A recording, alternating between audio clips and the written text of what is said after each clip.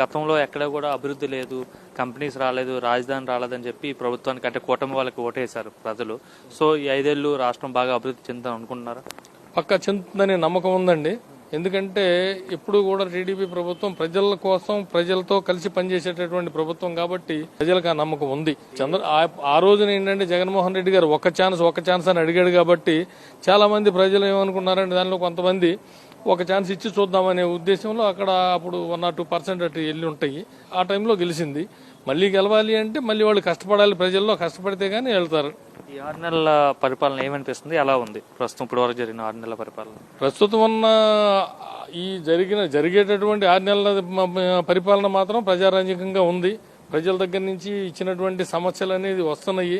ఆ వచ్చిన సమస్యలు పరిష్కరించే పని మీద మంత్రులు ఉన్నారు, సీఎం గారు ఉన్నారు. ఎందుకంటే మన ముఖ్యమంత్రి గారు రోజు 18-20 గంటలు పనిచేసేటటువంటి మన ముఖ్యమంత్రి జనాల్లోకి ఏంటంటే ఆయనకు మంచి పేరు వస్తుంది. ఇలా ఇదే ప్రభుత్వం ఉండాలని కూడా మేము కోరుకుంటున్నామండి.